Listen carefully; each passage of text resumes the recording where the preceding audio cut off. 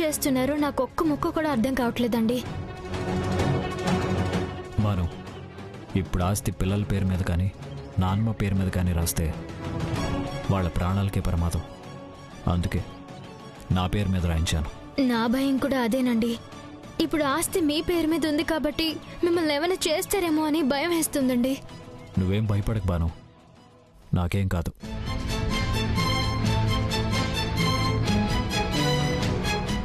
ఆ వెంకట్రత్నం బుల్లబ్బాయి సొంత వాళ్ళని చంపడానికి వెనకాడడం లేదు.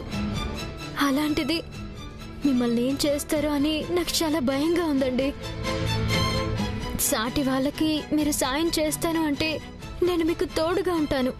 కానీ అందులో మీ ప్రాణాలకి ప్రమాదం ఉంది అంటే నేను ఒప్పుకోను. ఈ గొడవలన్నీ మనకొద్దండి. బాను, మంచొచ్చాడు. ఒక్కసారి మాటిచ్చాక వెనక్కి తగ్గటం నా వల్ల కాదు. ఇప్పుడు ఇంతమంది ప్రాణాలకు ప్రమాదం ఉందని తెలిసి కూడా నా ప్రాణం కోసం నేను భయపడి నా స్వార్థం నేను చూసుకుంటే రఘు చనిపోయే ముందు నేను ఇచ్చిన మాటకి విలువే ఉంటుంది. నువ్వేం టెన్షన్ పడకు, నాకేం కాదు. రా.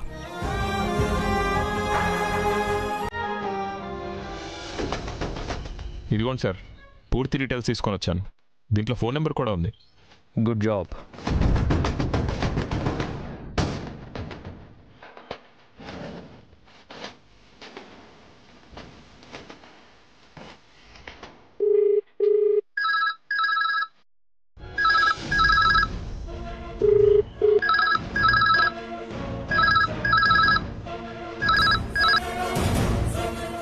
హలో హలో, ఎవరు మాట్లాడేది?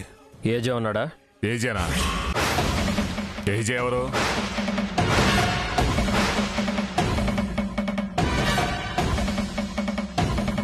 ఈ ఫోన్ నెంబర్తో ఏజే అనే వాళ్ళు ఎవరు లేరు అక్కడ? ఏజే అని పేరు గల వాళ్ళు ఇక్కడ ఎవరూ లేరు. ఫోన్ పెట్టే.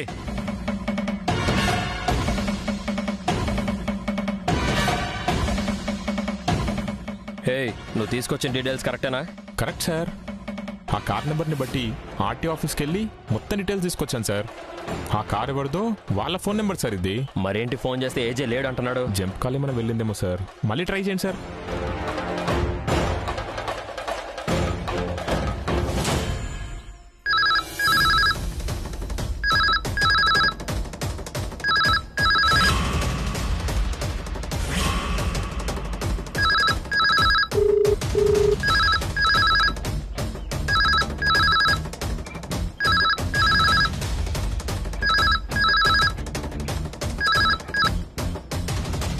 హలో హలో హలో, నేను ఇన్స్పెక్టర్ బద్రీనాథ్ని మాట్లాడుతున్నాను. ఎవరు మాట్లాడేది? ఏజేనా? ఏజేనా? అలాంటి వాళ్ళు ఎవరూ లేరండి మా ఇంట్లో.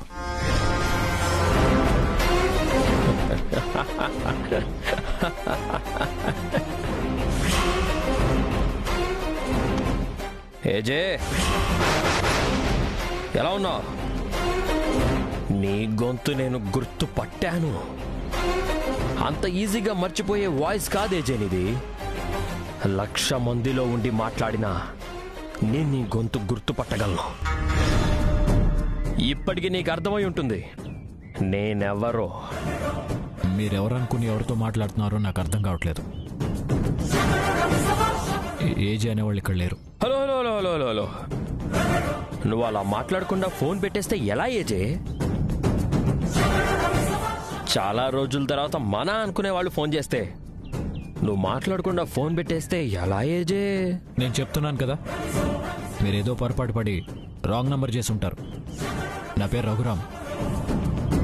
ఇంట్లో ఏజే అనే వాళ్ళు ఎవరు లేరు. ఏజేనా కాదా? ఇది ఖచ్చితంగా ఏజే వాయిసే. ఏజే, ఒక్క నిమిషం నేను చెప్పేది మాత్రం విను. నాతో మాట్లాడాల్సిన అవసరం నీకు లేదని నువ్వనుకోవచ్చు, కానీ ఖచ్చితంగా ఉంది. అది ఏంటనేది నువ్వు వచ్చి నన్ను కలిస్తే చెప్తా. చూడండి, మీరెవరో నాకు తెలియదు, నేనెవరో మీకు తెలీదు. మీరు రాంగ్ నంబర్కి ఫోన్ చేశారని చెప్తున్నా కూడా ఏంటిది? పెట్టండి ఫోను. ఏయ్, అడ్రస్ అయితే కరెక్టేగా? సార్ మీకు రాంగ్ అడ్రస్ నేనెందుకు ఇస్తాను? ఇది కరెక్ట్ అడ్రస్ సార్. మరి కార్ డ్రైవ్ చేసుకుంటూ వెళ్ళిన వ్యక్తి గురించి అడిగితే అలాంటి వాళ్ళు లేరంటున్నారేంటి? సార్ వాళ్ళు మీకు ఏమైనా బాకీ ఉన్నారా సార్? మనీ పరంగా వాళ్ళు మీకు ఏమైనా బాకీ ఉన్నారా సార్? ఈ మధ్య డబ్బులు ఇచ్చేవాళ్ళు ఫోన్ చేస్తే రాంగ్ నెంబర్ అని ఏదో చెప్తుంటారు సార్. అందుకే డైరెక్ట్గా ఇంటికి వెళ్తే వెళ్తాను, వాళ్ళ ఇంటికే వెళ్తాను. ఎవరండి ఫోను? బద్రి.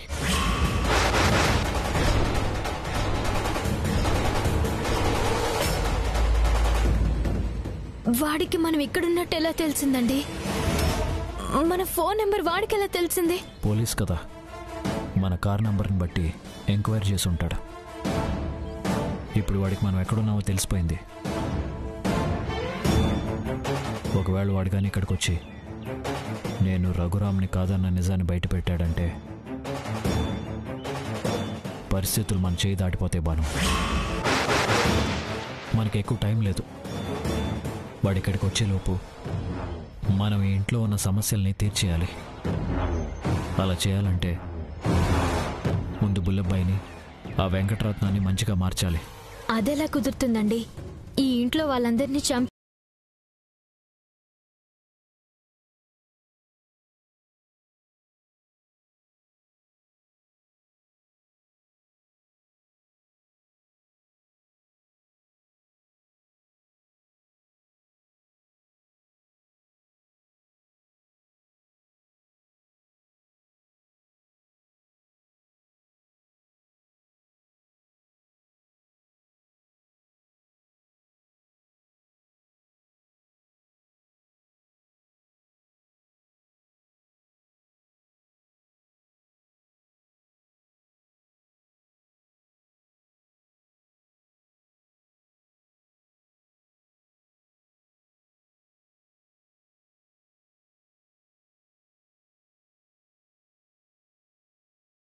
క్రమక్రమంగా వాళ్లలో మంచి అనేది చచ్చి చెడు అనేది పెరుగుతూ వచ్చి ఇలా దుర్మార్గులుగా మారారు.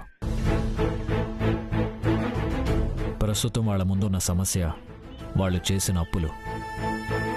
ముందు మనం వాటిని తీర్చగలిగితే ఆటోమేటిక్గా వాళ్లలో తప్పులు చేయాలనే ఆలోచన ఆగిపోతుంది. ఆ తర్వాత బంధాలు, బంధుత్వాలు, ఆప్యాయతలు, అభిమానాలు, విలువలు, ప్రేమలు, ఇంకా అన్నిటి గురించి వాళ్ళ మనసుకి అర్థమయ్యేలా మనం వివరించగలిగితే తప్పకుండా మారుతారు బాను. వాళ్ళే కనుక మారితే అప్పుడు ఈ ఇంటికి ఏ సమస్య ఉండదు కదండి. అవును, అందుకే వాళ్ళలో ముందు మార్పు తీసుకురావాలి అంటున్నాను. తీసుకొద్దాం, ఖచ్చితంగా మారుద్దాం. పార్టీ మీటింగ్ మాత్రం ఖచ్చితంగా జరగాలి అబ్బాయి. సరే సరే, నేను రేపు అక్కడికి వస్తున్నాను. మన కార్యకర్తలందరినీ రెడీగా ఉంచు. Okay okay. సరే అయితే ఎప్పుడు రేపా? హే, ఏంటే నీ అత్తారిల్లు అన్నట్టు సరాసరి ఇంట్లోకి వెళ్ళిపోతున్నావు? ఏం చేయమంటావు బుల్లబాయ్? నన్ను నా కడుపులో నీ బిడ్డ పెరుగుతున్నా నువ్వేమో నీకు సంబంధం లేదంటున్నావు. ఈ విషయం తెలియని మా అమ్మా నాన్నలు నాకేమో పెళ్లి సంబంధం చూస్తున్నారు. ఇప్పుడేమో నిజం దాచి పెళ్లి చేసుకుని అతన్ని మోసం చేయనా, లేక నిజం చెప్పి మా అమ్మ నాన్నల ప్రాణం తీయనా, లేకపోతే నేనే చచ్చిపోనా? ఏదో ఒకటి తేల్చుకుందామని రఘురామ్ అన్నయ్యని అడగడానికి వచ్చాను. హేయ్, ఏంటి ప్రతిసారి చస్తాను అని బెదిరిస్తున్నావు?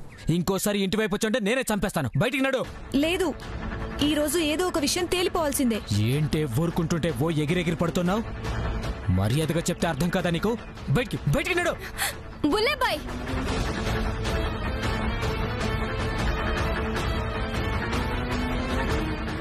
ఏం చేస్తున్నావో అర్థమవుతుందా? అసలు నువ్వు మనిషివేనా? ఇదిగో పంతులమ్మా, ఇది నీకు సంబంధం లేని విషయం. నువ్వు మధ్యలోకి రాకు. ఏయ్, ఇంకా నిలబడి చూస్తావంటే నడు. వదులు. ఈ రోజు తాడో పేడో తేలిపోవాల్సిందే. ఏదో ఒకటి తెలియదాకా నేనిక్కడి నుంచి కదిలేదే లేదు. మర్యాదగా చెప్తున్నా, వెళ్తావా లేదా? తప్పు చేస్తున్నావు బుల్లబాయ్. ఆడపిల్ల ఉసిరి పోసుకోవడం అంత మంచిది కాదు. తన కళ్ళల్లోకి సూటిగా చూసి చెప్పు, నువ్వు తనని ప్రేమించలేదా? చెప్పు బుల్లబాయ్, నా కళ్ళలోకి చూసి నిజం చెప్పు. నువ్వు నన్ను ప్రేమించలేదా? చెప్పు బుల్లబ్బాయ్, నన్ను ప్రేమించానన్ను, నేను లేకపోతే చచ్చిపోతానన్ను, ఇప్పుడేమో నన్నే చంపేస్తానంటున్నావు. ఎందుకు బుల్లబ్బాయ్? నిన్ను నమ్మి నా సర్వస్వం అర్పించాను కదరా. అంతటితోనే తీరిపోయిందా ఆడదాని అవసరము? అంతే నా ప్రేమంటే? ఏంటి నీ నస్సా? నీతో నిన్ను సుఖపెట్టడానికి నాకన్నా ఊళ్ళో ఇంకెవరు దొరకలేదా? బుల్లబ్బాయ్,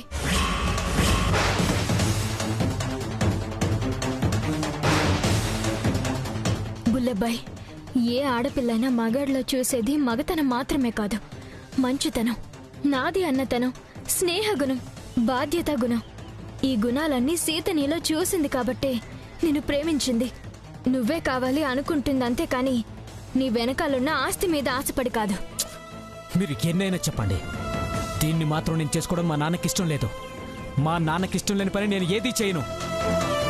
మీ నాన్నని అడిగి నన్ను ప్రేమించావా? మీ నాన్నని అడిగి నన్ను కలిసావా? ఏం మాట్లాడుతున్నావురా? నువ్వు అసలు మనిషివేనా? ఊరుకుంటుంటే తెగ ఎక్కువ చేస్తున్నావేంటే?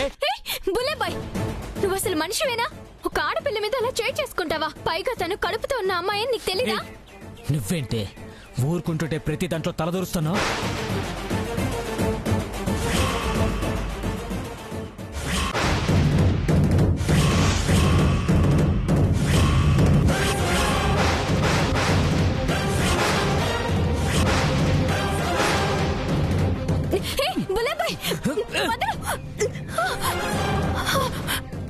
చస్తానని బెదిరిస్తున్నావు కదే, ఇప్పుడు నా చేతిలో చావు.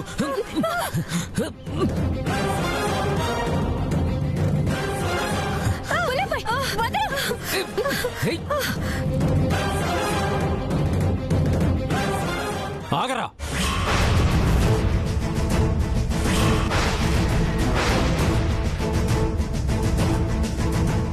ఏం చేస్తున్నావురా నువ్వు? మనిషివేనా అసలు? ఏమనుకుంటున్నావు నువ్వు? అనయ్య, ఈ రోజు నా చేతిలో చావడానికి వచ్చింది.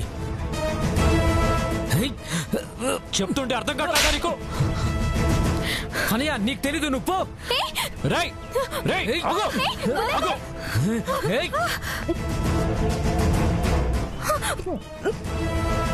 బుల్లబ్బాయ్, ఆగు! రేయ్ బుల్లబ్బాయ్!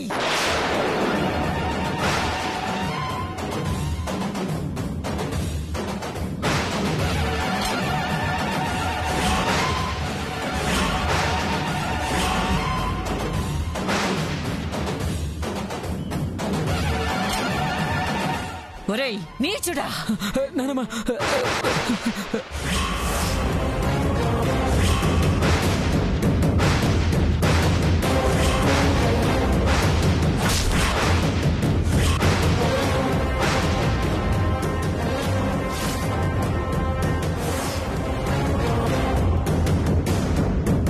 ఒరేయ్ నీచుడా, ఏమనుకుంటున్నావురా నువ్వు? ఈ రోజు నువ్వు నా చేతిలో చచ్చావురా. ఒక ఆడపిల్ల మీద అఘాయిత్యం చేయడానికి ప్రయత్నిస్తావా? నువ్వు అసలు మనిషివేనా? నువ్వు బతకటానికి వీల్లేదురా. నిన్ను చంపేస్తాను. నన్ను క్షమించు నన్ను క్షమించు. నేను చెప్పేది విన్నానమ్మా. ఇంకా ఏంట్రా నువ్వు చెప్పేది?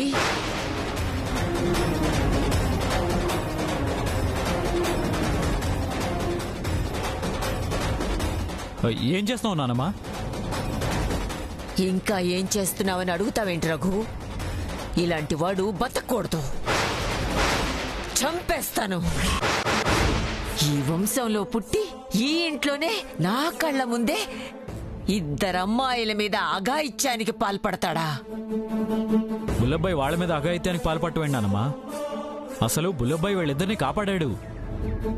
వీడు వాళ్ళని కాపాడ్డమేంట్రా? ఒక పక్క టీచర్ని తోశాడు, సీత చేతికి రక్తం కారుతుంది, వీడి చేతిలో కత్తుంది. నువ్వు ఆ అమ్మాయి మీదకి వెళ్లకుండా కాపాడుతున్నావు. ఇదంతా నా కంటికి కనిపిస్తూనే ఉంది కదా రఘు. వీడు వీళ్ళని కాపాడ్డమేంటి?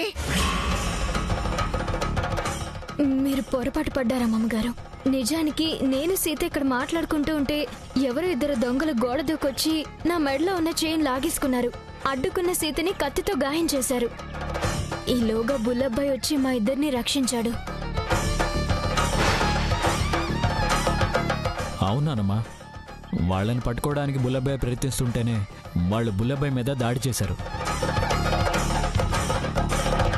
బుల్లబ్బాయి ధైర్యంగా నిలబడి వాళ్ళ చేతిలో కత్తి లాక్కుని వాళ్ళని తరువుకుంటూ వెళ్ళిపోతుంటేనే వాళ్ళు ఆవేశాన్ని కంట్రోల్ చేయడానికి అడ్డుపడుతున్నాం. ఈలోపు నువ్వు వచ్చేసావు. అవునా? నేనింకా సీతని చంపడానికి వెళ్తున్నాడేమో, నువ్వు అడ్డుకుంటున్నావేమో అనుకున్నాను. సీతని బుల్లబ్బాయి ఎందుకు చంపాలనుకుంటాడా అమ్మగారు? వీళ్ళిద్దరూ ఒకరికొకరు ప్రాణానికి ప్రాణంగా ప్రేమించుకుంటుంటే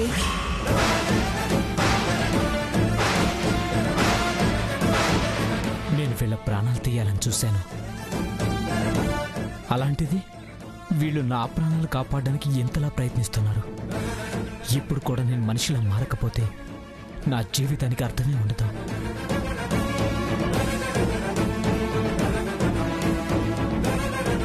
ఏంటి టీచర్ అమ్మా నువ్వనేది? అవునానమ్మా, వీళ్ళిద్దరూ ఒకరినొకరు ప్రేమించుకున్నారు నానమ్మా. ఆ విషయం వీళ్ళు నాకు వచ్చి చెప్పారు. నేనే మీకు ఈ విషయం నిదానంగా చెప్పి మీ చేతుల మీదుగా వెళ్ళి పెళ్లి జరిపిద్దాం అనుకున్నాను. ఈలోగా ఇలా జరిగింది. ఒరే బుల్లబ్బాయి, నిన్ను తప్పుగా అర్థం చేసుకున్నాన్రా. నన్ను క్షమించరా. నానమ్మా, నువ్వు నన్ను క్షమాపణ అడగడం ఏంటన్నానమ్మా?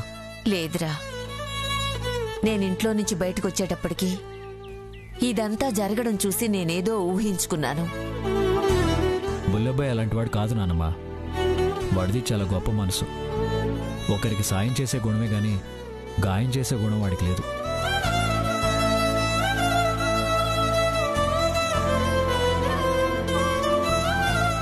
అవునమ్మగారు, నేను వచ్చిన దగ్గర నుంచి చూస్తున్నాను కదా, బుల్లబ్బాయి చాలా మంచి వ్యక్తి. ఆయన వల్ల మీ కుటుంబానికి మంచి పేరే వస్తుంది తప్ప చెడ్డ పేరు ఎప్పటికీ రాదు.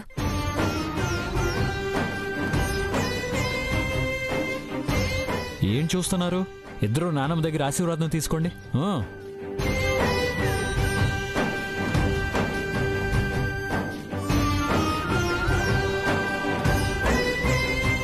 టీచర్ అమ్మా, అమ్మాయి చేతికి రక్తం కారుతుంది. లోపలికి తీసుకెళ్ళి కట్టు. వెళ్ళమ్మా. వెళ్ళరా, వెళ్ళు.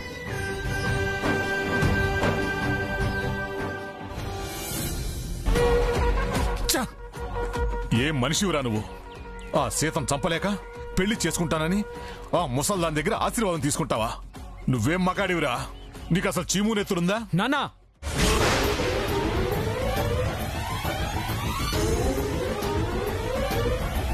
తండ్రి వన్నీలు కొట్టకుండా వదిలేస్తున్నాను. అసలు నేను చంపిన పాపం లేదు, కానీ నా తల్లి విధవరాలవుతుందని ఊరుకుంటున్నాను. అసలు మనిషివేనా నాన్న? అసలు నాకు మంచి అనేది ఎప్పుడైనా చెప్పావా? మనుషుల విలువ తెలిసేలా ప్రవర్తించావా? నువ్వు చెప్పిన దానికల్లా తలూపుకుంటూ నీ వెనకాలే తిరిగి నేను కూడా దుర్మార్గులా తయారయ్యాను నాన్న. నన్ను మనిషిని చేసింది ఆ రఘు అన్నయ్య. అంటే ఏంట్రా? నువ్వు ఇప్పుడు వాడి చెంతనే చేరతావా? నేనంటే లెక్కలేదా నీకు? అసలు నువ్వు జనాభా లెక్కల్లో ఉండాల్సిన మనిషివే కాదు నాన్న. ఎప్పుడు చూసినా పేకాట, కోడి పందాలు, తాగుడు అని జల్సాలు చేసి నాకు కూడా అవే అలవాటు చేసి ఊరంతా అప్పులు చేశావు. ఇప్పుడు అవి తీర్చడానికి తప్పులు చేస్తున్నావు. నాతో కూడా చేయించాలని ప్రయత్నిస్తున్నావు. ఇంకా నేను నీ మాట వింటుంటే నా జన్మకు అర్థం ఉండదు నాన్న. ఒక్కసారి మనిషిలా ఆలోచించు. మనం ఎంత తప్పు చేస్తున్నామో నీకే అర్థమవుతుంది. ఏంట్రా ఓ తెగ నీతులు చెప్తున్నావు? నేను ఎలా ఉండాలో నువ్వు నాకు నేర్పిస్తావా? నేను నీ దగ్గర నేర్చుకోవాలా? నువ్వు నాకు పుట్టావా, నేను నీకు పుట్టానా? ఇక నుంచైనా మనుషుల్లా బతుకుదామంటున్నా నాన్న. రేయ్, ఇప్పటికే ఎక్కువ మాట్లాడావు. నువ్వు నా పక్కన ఉన్నా లేకపోయినా నేను అనుకున్నది సాధించి తీరుతాను. ఛీ, నువ్వు మారవు నాన్న. నీకు కావాల్సింది డబ్బే కదా, అదే మీదేసుకుని ఊరేగు.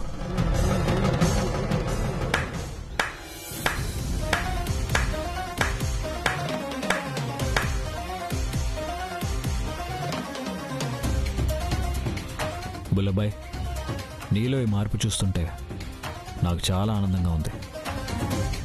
ఇదే మార్పు బాబాయ్లో కూడా వస్తే అందరం సంతోషంగా ఉండొచ్చు. రేయ్, నువ్వేదో మాయ మాటలు చెప్పి బుల్లబ్బాయి మనసు మార్చుండొచ్చు, కానీ ఈ వెంకటరత్నాన్ని మార్చడం అంత ఈజీ కాదు. బాబాయ్, బుల్లబ్బాయి లాగే నువ్వు కూడా ఒకసారి మారి చూడు. ఈ ప్రపంచం ఎంత అందంగా ఉంటుందో నీకే అర్థమవుతుంది. నీ మాయ మాటలకి నేను లొంగనరా.